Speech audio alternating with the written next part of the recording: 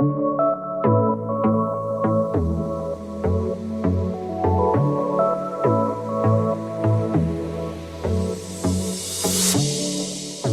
everyone. Welcome back to the Nuance Needed podcast. I'm Amanda. And this is Sam.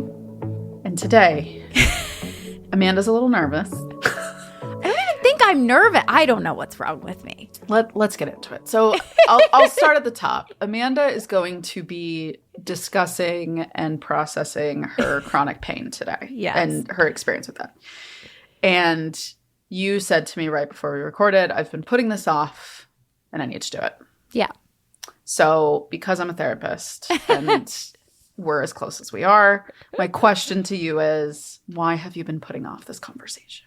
I think number one, it intersects with my pregnancy and some trauma around that. Mm-hmm. I have been doing more EMDR actually around my birth trauma, and that has helped a lot. So I think that was one thing.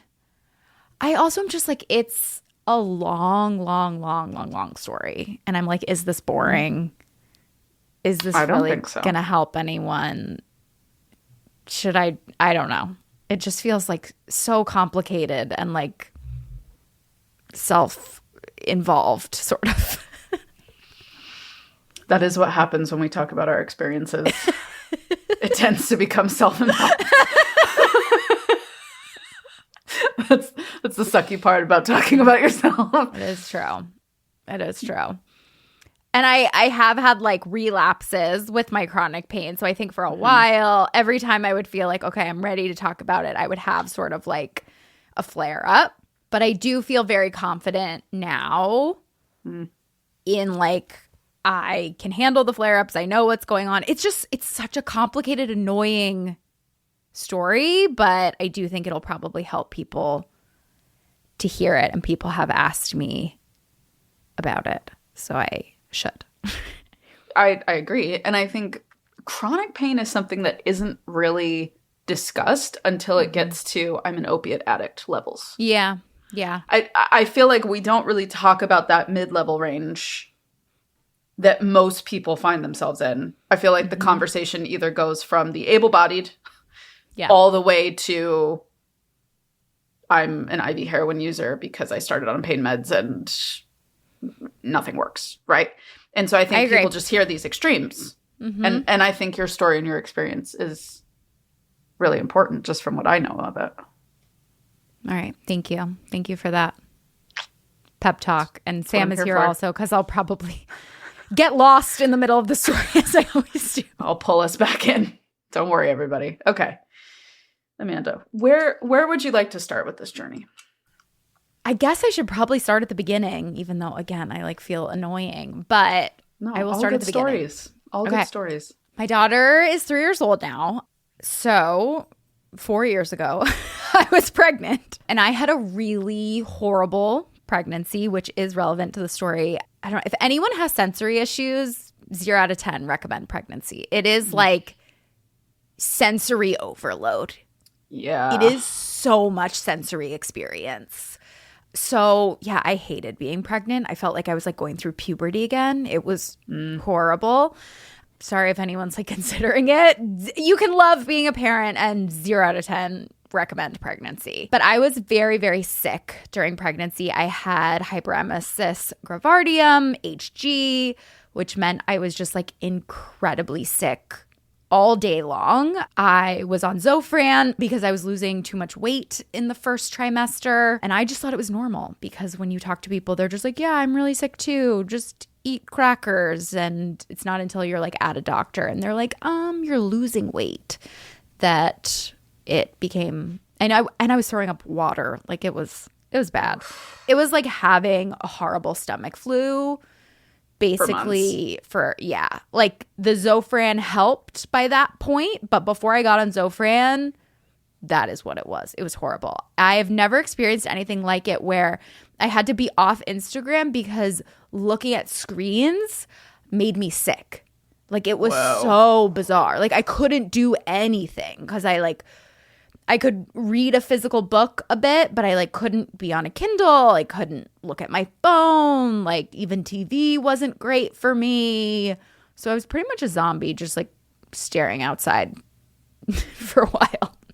So because I was so sick during my pregnancy, I really went from being someone who movement was really important to, and it was a big part of my life, to not being able to move at all. I barely exercised during pregnancy. I walked a little bit, but I didn't move at all. And then I had a pretty rough delivery. I ended up at the end, because I was so sick during pregnancy, my daughter Peyton ended up with something called IUGR, which is intrauterine growth restriction, which basically just means that she was not big enough and wasn't like developing completely properly. This didn't happen until later, so I was carefully monitored, and because she was small, they decided to induce me a few weeks early. Around that time, I started getting a lot of pain in my stomach, and I would tell the doctors about it, and they would just say, your body's preparing for labor. Great. And I didn't know what else to do. I brought it up a few times. They kept saying it was fine. It seemed extremely extreme to me because I couldn't eat very much. I couldn't sleep. I couldn't, like, every position was uncomfortable. And I just remember being with my husband the last couple weeks and being like, this is the worst pain I've ever experienced. It's a different kind of pain than just being straight nauseous, but it was just like searing pain in my right quadrant. But I didn't know, right? Obviously, Sam, you worked in the ER, so you can pretty much quickly be like, right upper quadrant pain is liver problems. Yeah. But I didn't know, and I didn't have the word quadrant, you know, I was just like, right here, my stomach really hurts. And they just kind of were like, your body's preparing for labor. And thankfully, when I was supposed to be induced and go into the hospital, I was in for like my last like OB appointment, and I had I had protein in my urine, which means that there's something going on with your liver. So they were like, it's not that bad, but you're supposed to be induced tomorrow. Just go in today. So I was expecting to be in the hospital for a while because I was not dilated at all. And they say pretty much it can take multiple days, and you just kind of have to hang out and wait. And once I had been there for about an hour or two, the pain kept getting worse, and I was crying, begging to get Tylenol. I was like, give me something. I can't handle this. They were just like, your body's in labor. I was hooked up to a machine that sort of measures contractions. They were like, look, you have a little bit of contractions. And I was like, no, this is not the same. We were watching it for like an hour, and I was like, the pain doesn't come and go. It is just consistent, and it has nothing to do with contractions, to the point where if you tell me this is a contraction, I'm not registering that at all. Mm-hmm.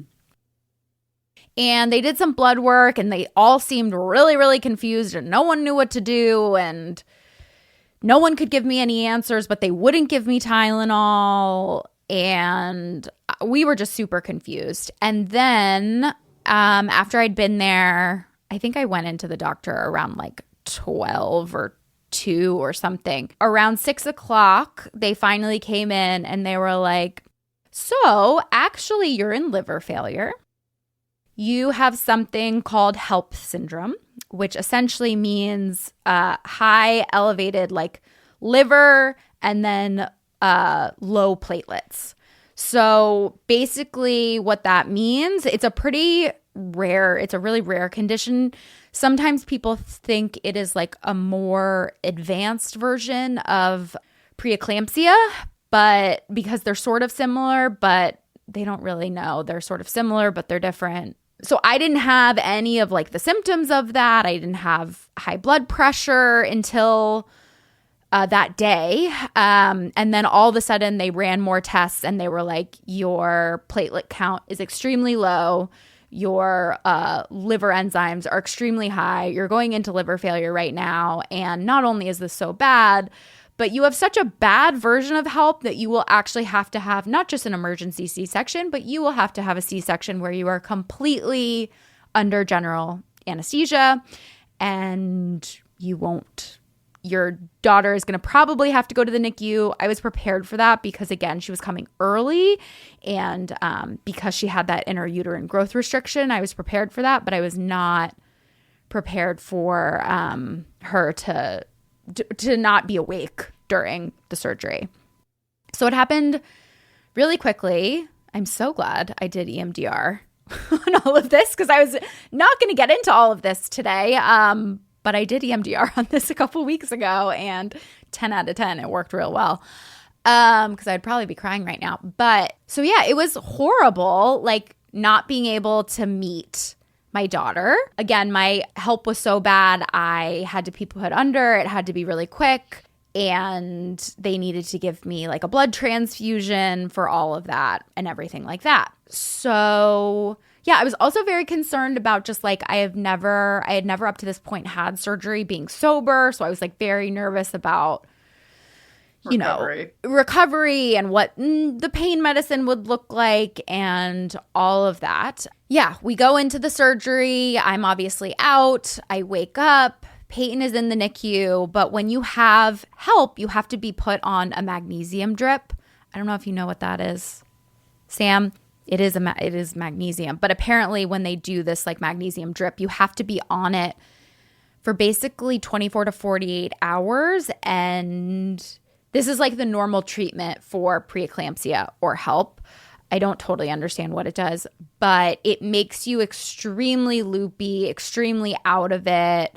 You can't walk. You can't get out of bed. Some people hallucinate on it. So I was put on that really quickly. So by the time I was in bed and stuff like that, it was by the time I was like in recovery, I was super out of it. And I couldn't get out of bed. I couldn't move. So I couldn't go see Peyton. And Mike was obviously very, very scared through this whole process. So he also didn't really go see Peyton because we were just so concerned about what was going on with me. And after I came to, I was able to meet her, but I did kind of go through this really strange thing because Mike also couldn't be in the OR when she was delivered. So Mike held her for a second and then they kind of whisked her away because she had breathing, like her lungs weren't fully developed yet. So that was why she was in the NICU. So I had this really weird thing for a while where I was like, I need a paternity test because I didn't see her and Mike didn't see her. And I don't know, like I just was like, how will anybody know? How would we know?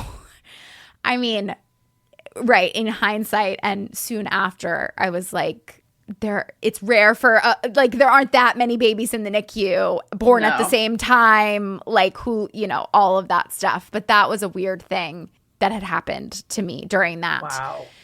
Yeah, Peyton got better. Peyton was good. Peyton was going to be released, and my liver enzymes kept staying elevated.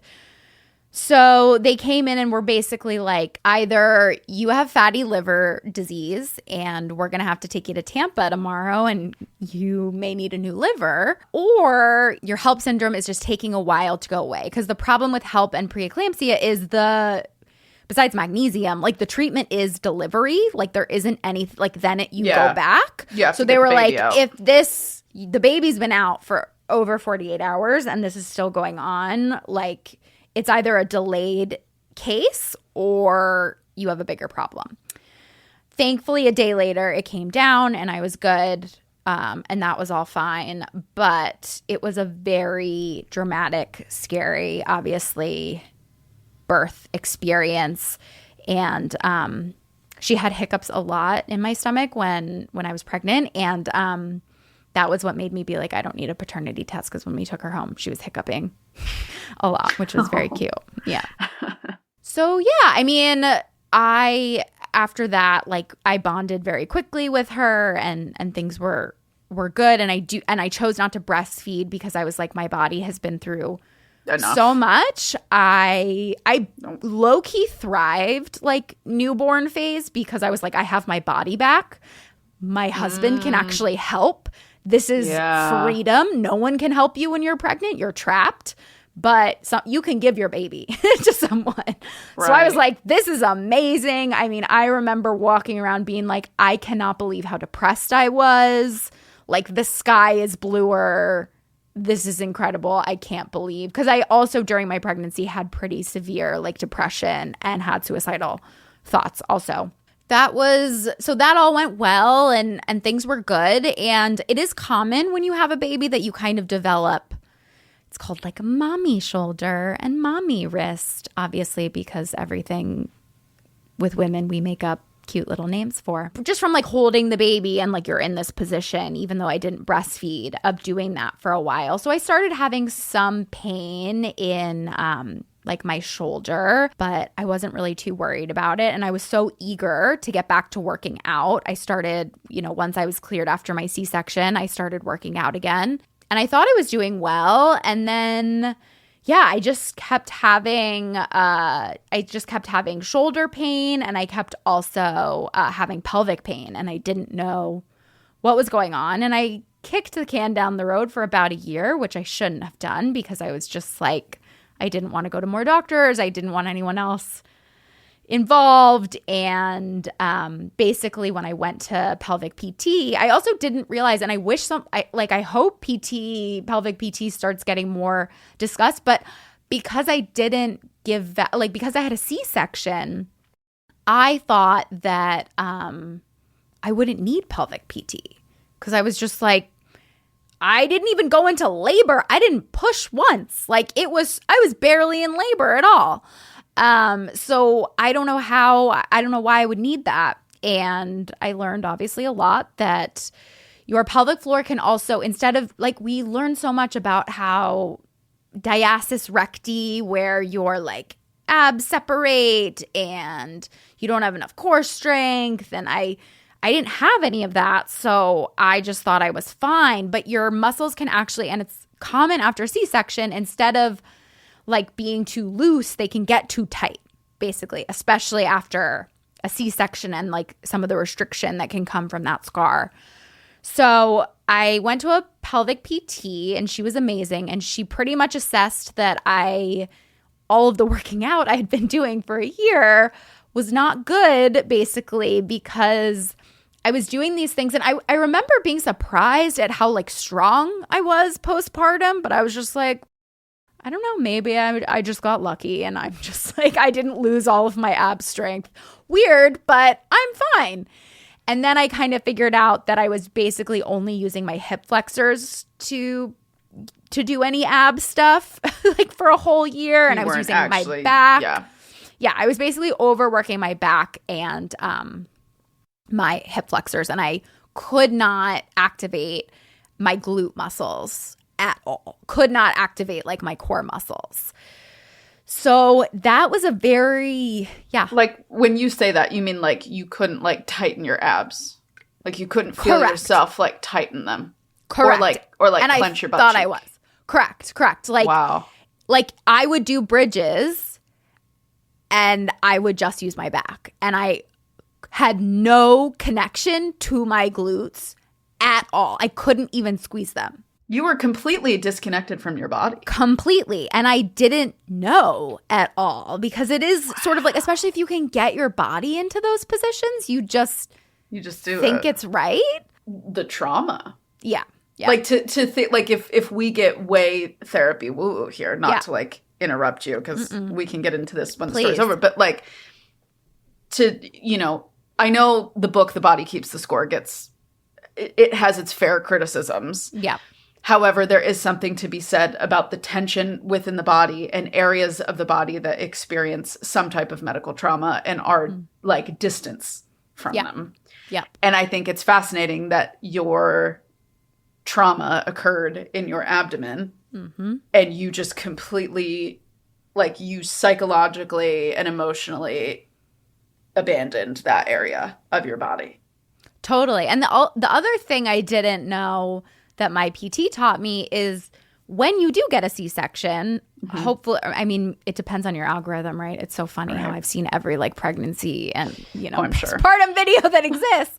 Some people may not, but there is this video of people trying to normalize just how intense a C-section surgery is. And they this woman's wearing like multiple jackets and she's sort of like unzipping all the layers to show. But what I didn't realize that my PT told me is like, yeah, when you cut into your abs, it's like your lower abs, but it is there. Your brain has to regrow nerves there because they've been cut.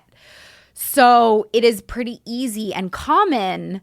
I mean, number one, if you don't do any, like during pregnancy, especially second and third trimester, like you have no capacity to use your abs at all because your body gives up on them to open up for the space of the baby.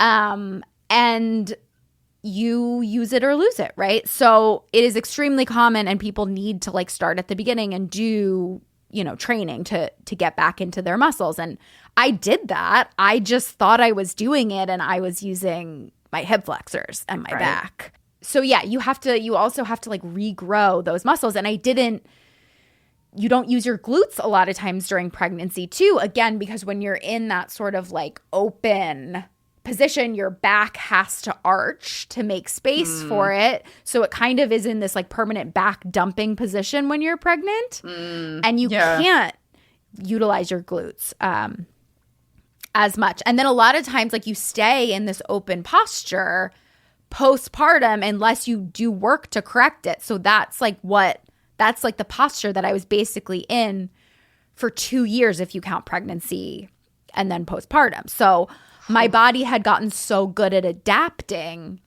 I didn't even notice what was going on. This. Exactly. Jesus. So it was funny when I went in the first time because I just like didn't believe anything she kind of said. And then she showed like she had me do really basic things where I couldn't cheat.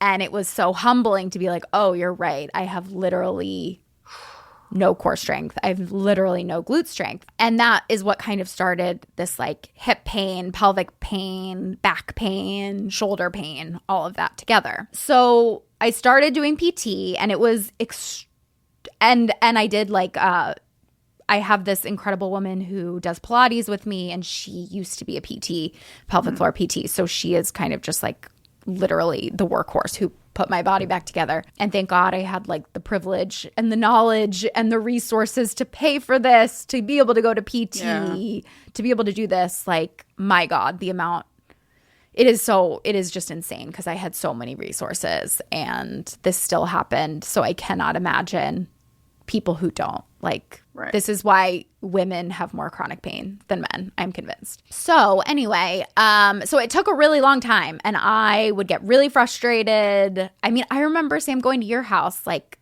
2 years ago probably, and I was showing you and your sister Kendra the ab exercises I had to do, and they were like, literally, I would be on my back. Yeah. My knees would be like tabletop. And I would just have to hold that. And that was like really hard for me to do properly without using my back. Or you laid on your front and you lifted. Yes, I would try to lift my glutes. Yeah. And I couldn't lift my leg up with my glute. So yeah, it took so long. And then it's fascinating because it is truly like my abs came back first and then my glutes came back. It probably took a year because about a year ago was when they had kind of come back. And it is wild because then I remember when this was all happening, I was like, maybe I've never used my glutes. Maybe I've never used my abs. And then they come back on and you're like, oh no, I did.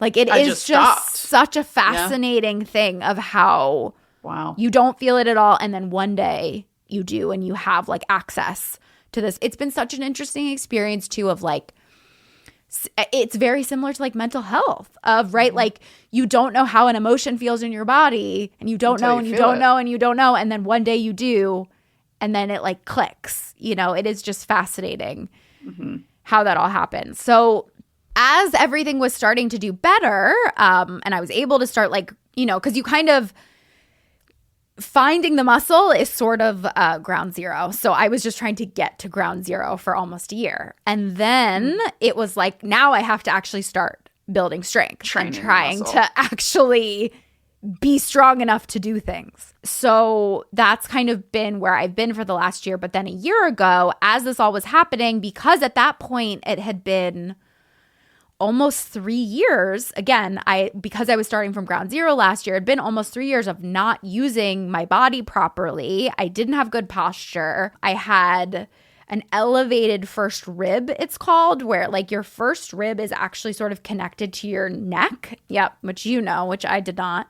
So I started having a lot of neck pain in addition to the shoulder pain I'd always had and some of the hip and lower back pain, basically.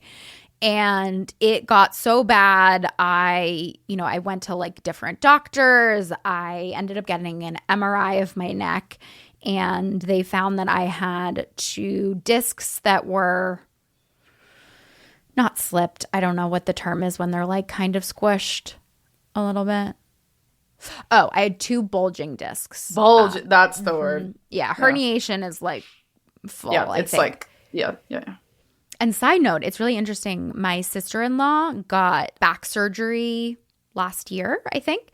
And it is fascinating and she literally has a C-section cut. That's how they did back surgery on her. Wow. And the most fascinating thing is watching the level of care and support she got compared to what I got is fascinating. They told her right away that she was going to have to rebuild ab strength. They were very kind to her of like, it's going to take, like she was in the hospital. I mean, I was in the hospital a long time because of all of this that happened.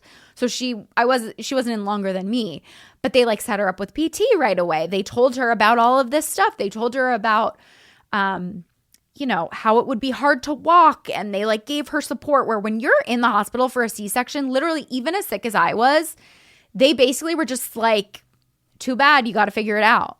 Like, you got to just start walking or you're not going to be able to go home. So I just remember like walking around the hospital, crying in pain, but being like, I need to go home. I can't handle being in the hospital any longer.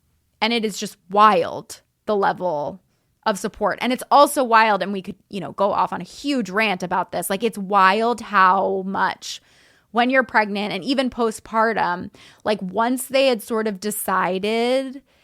ruled out liver failure, basically everyone like abandoned me. Sort of like all the doctors didn't come very much. You kind of just are on a round that they have to check on. Like, they're not worried about you anymore. So like there's very little communication, and people are just kind of like, all right, well, it's time for you to go home. Like, my blood pressure spiked a lot one day when I was supposed to go home.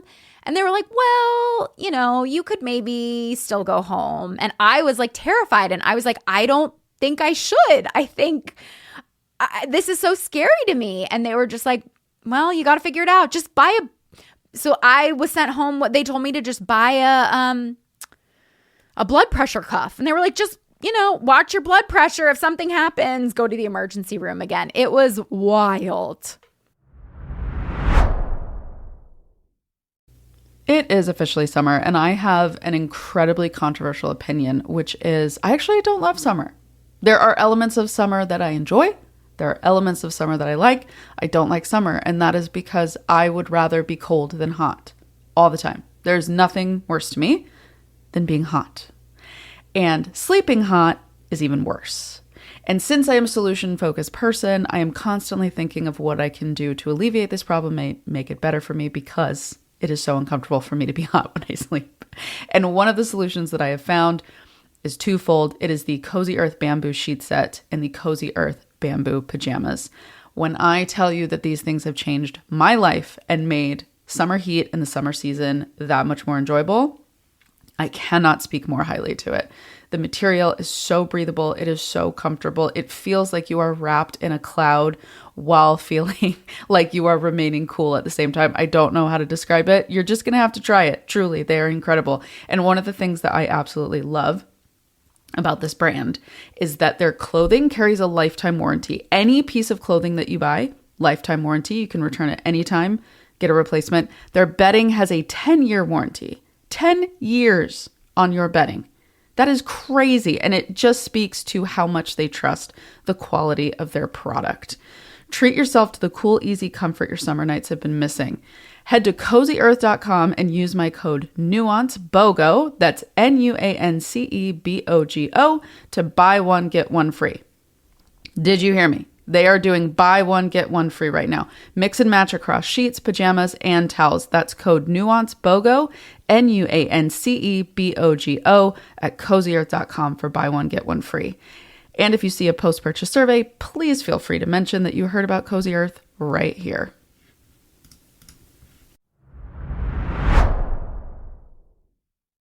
When your client base is mostly millennial-aged women, right? You help a lot of women through pregnancy and through being first-time moms, second-time moms, third-time moms.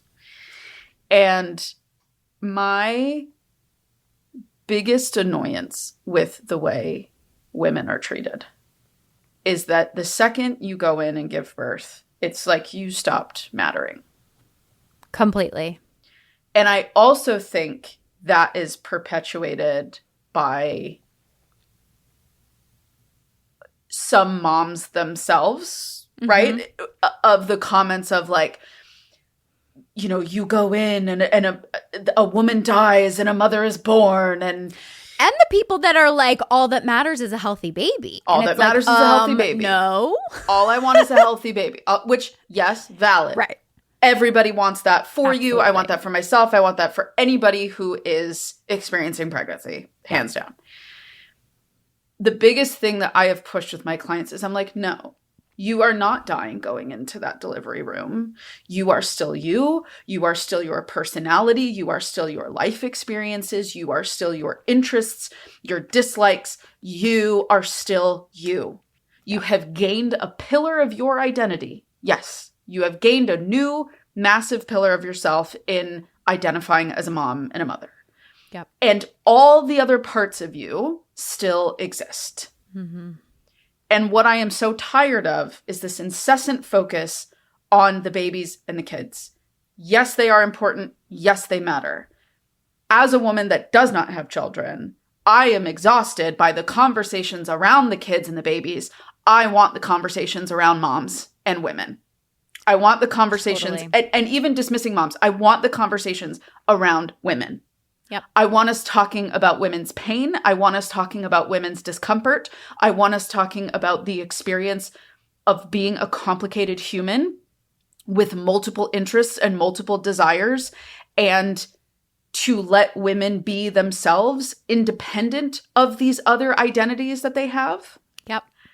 And that we don't tell you the only possible option is to lose yourself in this. Yep. And I'm just thinking to myself when I hear your story of, I can imagine for so many people in the medical field, there is this subconscious belief of, well, you're going to go get pregnant again anyway, because why would you stop at one? Yes. So we're not going to go in and do all this Herculean effort to fix you because you're going to blow it up again a second time and maybe a third time and maybe even a fourth time. No, so this why is are we worried? Like truly, a huge thought I had the whole time is, oh my God, what if I wouldn't have figured this out and I just would have, like if I had wanted 2 children for sure, if I had wanted them quickly back to back, I would have just gotten pregnant probably after a year or a year and a half. And I never would have, and then it would have been how many more years? It would have been even harder. Like, I'm not saying people should do whatever they want, but I think that's such a good point, Sam, that like it's why people don't do, I wish I would have done pelvic floor therapy while I was pregnant. I had no idea that like these were important things throughout. And I'm very educated. Yes. Followed pelvic floor therapists on Instagram. Took a pregnancy pelvic floor class, like online during pregnancy and after. And I still missed all of this because I was so fixated and scared about how I looked. That was why, right? I was fixated on the diastasis recti because I knew it wouldn't look good. Or combing and doming. No one was like, pain matters. Pain during sex matters. Or anything like that. Right. And I know I am not coming at moms. I'm truly not. I want children is something that I want in my future. I want everybody to have what they want. I think what is so hard is to be a part of these intimate conversations with women who are first-time moms, and the obscene pressure that we put on them to know everything and do everything and be everything and be nothing. Really, that's what we're asking women to do when they have children. We're asking them to become nothing. Yep. And we measure ourselves against how much nothing we become in place of caring for these little people. And I just think it's not sustainable. I think the way we approached it before wasn't necessarily sustainable, but I think women could be more casual about it because they weren't introduced to millions of opinions every single day. Yep. And aesthetic. And the standards, right? Like the standards have changed so much. And I am such a huge proponent of you don't need to maximize a wake window. Yeah. You don't need to maximize a wake window. You don't. You really... Our wake windows were in no way maximized. I know. We weren't looking at all these black and white cards. Right. And we're fine. You don't need to give your kid a Rorschach test. Like, stop. And also, you know, I think when I have clients who will say they're going to put their kids in daycare and they'll get like pushback. Oh my God, I know. From people and families. And I'm like, do all of you know one day your kid's going to go to school? Do you know that one day your 6-year-old is going to go to kindergarten? Like, one day your child is going to leave home. Yep. That is the inevitability. To be a good parent means you raise a human being that can function out in the world. Yep. And I get it. It's harder when the kid is little. You miss them. You want to be with them. That is not what I'm dismissing. What I'm saying is, like, stop telling people that their child is going to be irreparably damaged because they go and play with friends all day. Yes. Stop. Like, stop setting up these fucking judgments and standards that aren't real, and they don't help anybody. And all they do is make us as women hate ourselves even more than we already do. And it leaves women like you feeling in an impossible situation in all directions. And on top of it, your body is legitimately broken. Yep. And there's no answers. And it's just like, well, this pain that you're experiencing is probably just because you're having a baby. That is such like a weak sauce, pathetic answer. Yep. Well, I mean, it's even crazier, Sam, when I think about like the amount of pressure I had on me to breastfeed. Like, because when you're in the hospital, they're talking to you about it. They're trying to, I wasn't even there's something called a baby-friendly hospital, which basically means the hospital has like a quota for how many breastfeeding moms they need to get. So I didn't even experience that. But I had a social worker coming in typically twice a day asking me what my plan was, what I was going to do.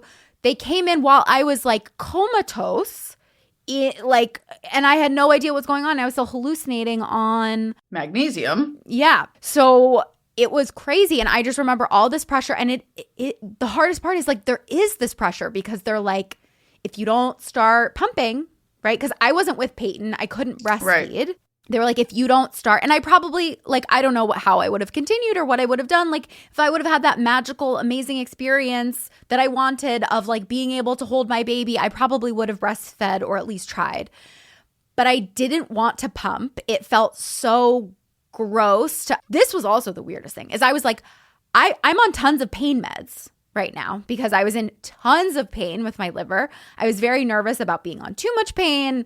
I kept like trying to tell them, I kept getting very nervous about, you probably know this, like they give you like a button to press, right? And I kept being like, what if I'm pressing the button too much? I don't understand. They kept being like, it won't over dispense you. I was too messed up to understand that. So I kept having the same conversation with the nurses being like, what if I click it too many times? They're used to that, by the way. Fuck myself up. They come in, they're like, we know.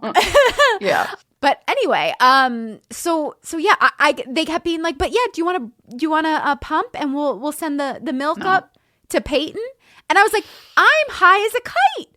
Why is this? I kept having conversations with them being like, why? You tell me that it's dangerous for me to take an SSRI during pregnancy, but I'm high as a kite and my milk is okay to give to my daughter who's so compromised she's breathing out of a tube? No. What? No. Somehow they said it was fine. I mean, I assume it is, or they wouldn't have done that, but it made no sense to me. Do you know what they were going to do? Do you know what I bet they were going to do? What? They were going to have it in a baggie and put it in a freezer. Yeah, probably. I guarantee you that's what they were were already giving her formula, and right, I was just exactly. like, I don't get know. me started. People are going to think I am the most like anti-baby human being that's ever lived, but I just like, I don't know why we care so much. I understand that there are benefits from breastfeeding. That is fantastic. Course. The demonization of formula in the past especially when 5-ish they're years. giving it to my daughter. She's already It's on a formula. insane. It is insane to me. It's baffling to me. I worry about the mother. I worry about the mother. My care is the mother. If a mother is compromised, the baby is not getting cared for, period. So if a mom feels that bottle feeding her child is the better way to go because the idea of pumping feels too daunting or the managing of those feed windows feels too much, I don't care. Yeah. I don't care. Fed is best. That is my motto, and I think that needs to be everybody's motto. And if somebody wants to breastfeed and they have the resources and the time, lovely. If they don't want to, that's equally as lovely. I am so tired of hearing these stories of women being bullied and shamed into decisions that they don't want to make simply because someone else has decided something is better. Knock it off. All of you. I am so sick of all of you. I'm annoyed with everyone. Leave everybody alone. If you want to breastfeed your baby until they're 7, God be with you. Mm-hmm. If they can ask you for it, lovely. How great for you. That might not be for another woman. Yep. And leave them alone. And if they try it for 2 weeks and they decide they don't want to do that, back off. Yep. Let them let it go, and they will be happier to be able to bottle feed their baby at night and hand off with their partner and feel more balanced. Well, I think even more, Sam, like I didn't know that combo feeding existed because everyone was like, if you don't start breastfeeding, if you don't start pumping, you won't be able to do it at all. And like people tell you about like nipple confusion and whether, you know, if they get used to bottles, they're not going to breastfeed. And all of that can be true. Yes. But I was meant to feel like I had to decide in that moment. So that was what I decided. And I knew, I mean, I had also had a conversation with my psychiatrist before I gave birth, and I give her a lot of credit. Like I said, I was pretty suicidal and like depressed during my pregnancy to the point that, right, I had a psychiatrist the whole time. She adjusted my meds for me. And I had a horrible experience at my anatomy scan where a doctor who was not my doctor was very upset that I was on Zoloft and kept trying to tell me I needed to get off of it, even at the same time saying that Peyton was fine and she had a perfect anatomy scan and all of that. And Mike had to like yell at them and tell them to leave me alone because I literally was like, I was suicidal before my meds got increased. I don't think you understand. I was suicidal before that. And he kept being like, yeah, but we just need to get your meds down. We just need to get your meds down. And he wasn't my doctor. And it's just like, again, okay, let's say I get so suicidal, I hurt myself, I kill myself. If we actually care about the baby first, I mean, don't even get us started on Mother Instinct as a show, which is so dramatic and insane. It's like horrific, yeah. If you care about the baby, you have to care about the mother. If you, even long term, right? Like if you care about a baby developing into a healthy child, you have to invest care in about the mother. You have to invest in the mother. Mothers that are not well cannot mother well. Yep. They can't. Yep. And that's not their fault. Yep. Like it's just, I've been so, I would say like the last year or two, it's been incredibly frustrating for me, both professionally and personally, to see the amount of pressure and the social media of it all. And I just think it's so detrimental to women. Mm-hmm. The way we do it is just so detrimental to women, and it makes me so sad. And if you have an easy, great experience, great. Yep. That's amazing. But I think so many people don't. Mm-hmm. And so many people just don't talk about it, and they suffer by themselves, and they just say, well, this is just womanhood and motherhood. Yes. Is pain and discomfort. I sucked it up. You can suck it up too. Yeah. Yeah. And I just hate it. I never felt more objectified than when I was pregnant, because it was not about you. It was all about the baby, and you were just the receptacle making the baby. I also don't want to be called mama. I completely agree. That is the worst. I want to be called my name. Yeah. You're doing great, mama. You're doing great. No. You're doing great, Sam.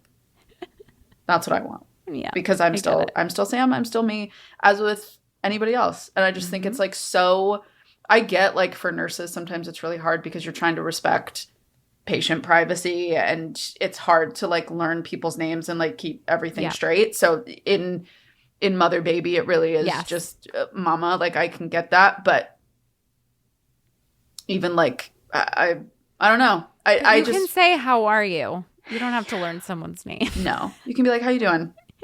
Like I don't know. Maybe I'm just cantankerous and cranky as a 35-year-old woman that still hasn't had children, and maybe someone could look at me and be like, you have no idea what the hell you're talking about. But I think I do. Mm-hmm. I actually think I do. Like when you work with women and you talk to enough women, and you're a woman yourself, like you learn pretty quickly. And I just think the way we treat moms, and I think the way moms speak to each other is pretty horrific. Yeah.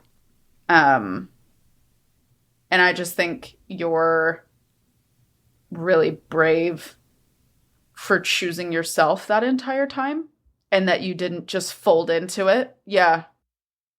I was very steadfast in not a lot of decisions, but about breastfeeding, I mean, I wish, again, like, I think if circumstances were different, I would have enjoyed the experience, or at least wanted to try for sure. For sure. But I knew that what I had been through, I knew how bad my mental health was, and I was very steadfast.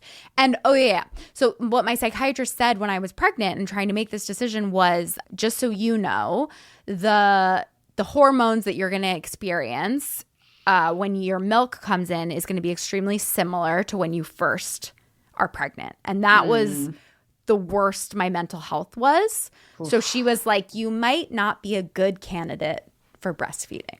And it was the best thing that anyone could have told me. It was so helpful to know that going in. It was so helpful to know what to expect.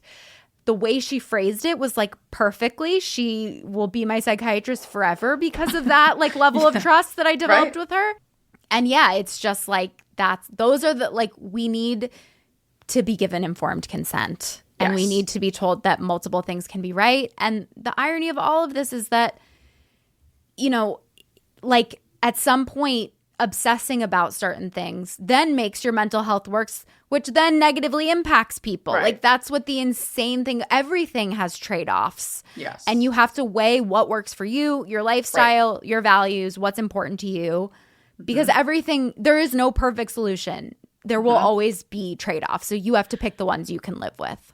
I think something that I have been really butting up against, and I think challenging in some of my clients, like across topics. This isn't even just related to motherhood, but I think so many of us as women, there is this like, oh, it's painful, push through.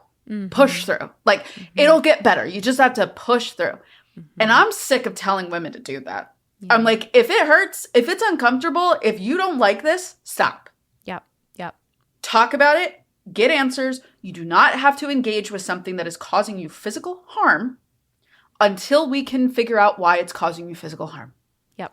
You don't have to be uncomfortable if you don't want to. You don't have to be in pain if you don't want to. You can ask for help. You can advocate for yourself until you're blue in the face. this is just such a thing for me that I'm like, don't push through. Like, just don't. It's not worth it because men don't push through. I can tell you that with my whole chest that men are not pushing through. Yep. And I think sometimes as women, and I've been noticing this even in myself. Yeah. We set ourselves up for failure because we don't actually communicate. So many of us don't firmly communicate what is wrong, what our needs are.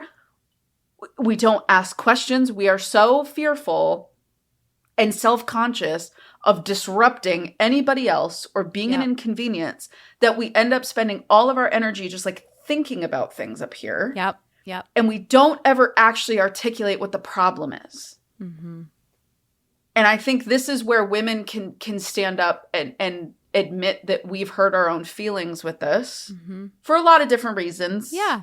Right? And sometimes you get tired of repeating yourself and nobody listening, for sure. Yeah. But I think for us to be more loud about our own pain. Yeah. And, you know, like even the endometriosis and PCOS of it all. Yeah. How do we not know how to diagnose that yet? How do those things... How are there so few doctors? There are so few doctors who perform the surgery, who know what to do. How are softballs not turning up on scans? Yeah, we need better technology, clearly. I don't understand. I don't understand. You have to open someone up to be able to see it. I do not understand that. Yeah, if you know, tell us. Let us know about the technology. Yeah, because clearly we don't have the technology. But why? And how is it if you see a softball in someone's uterus, you're like, we're not sure. Like it's just a cyst. I don't know. It's just a cyst. No. Yep. It just makes me angry. Well, thanks for letting me share all of this. If you can believe, the story is even longer. As I told you guys, the story is longer. We have more. Although this starts going into chronic pain and pregnancy. So tune back in next week and we will finish with part 2 of this story. We're going to have part 2. As per usual, if you want more content from us, you can feel free to join us over on the Substack. That's nuanceneeded.substack.com. And anything that you can do to rate, review, share, subscribe would mean the world to us. Helps get the word out about the pod and more people can listen, which is always helpful. Absolutely. All right. We'll see you next week. Bye.